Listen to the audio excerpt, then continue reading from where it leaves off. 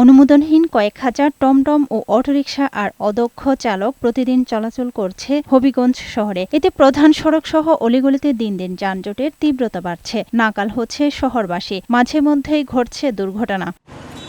শহরে চলাচলের জন্য ১৩০০ টমটমের নিবন্ধন দেয় হবিগঞ্জ পৌরসভা। বর্তমানে এর সংখ্যা বেড়েছে ৩ গুণ। এসব টমটম ও অটোরিকশা চালকদের মধ্যে বেশিরভাগই অদক্ষ ও অপ্রাপ্তবয়স্ক।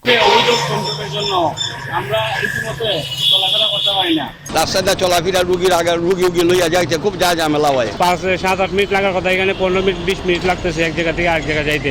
এসব টমটম ও অটোরিকশা যেখানে সেখানে পার্কিং করায় যানজটে ভোগান্তি পোহাচ্ছে স্থানীয়রা। যাতায়াতে ঘণ্টার পর ঘণ্টা সময় নষ্ট হচ্ছে। যানজট নিরসনে সংশ্লিষ্ট কর্তৃপক্ষকে কার্যকর পদক্ষেপ নেয়ার দাবি জানিয়েছে সড়কে চলাচলকারীরা। যত দ্রুত সম্ভব আমরা এই যানজট এবং এই বিশৃঙ্খলা যাতে সমাধান হয়। যানজট নিরসনে ব্যবস্থা নেওয়ার আশ্বাস দিয়েছেন পৌর প্রশাসক। জেলা প্রশাসন এবং পুলিশ বিভাগের সাথে সমন্বয় করে আমাদের যানবাহন শাখাতে আমাদের যারা ভলান্টিয়ার আছে এদের মাধ্যমে শহরের এন্ট্রি পয়েন্টগুলোতে আমাদের অনুমোদিত অটোরিকশা ব্যতীত যেন কেউ আর আমাদের এই শহরে প্রবেশ করতে না পারে। এতে আমরা আশা করি আমাদের এই শহরের যানজটের সমস্যাটা আমরা অনেকাংশে দূর করতে সমর্থ হব।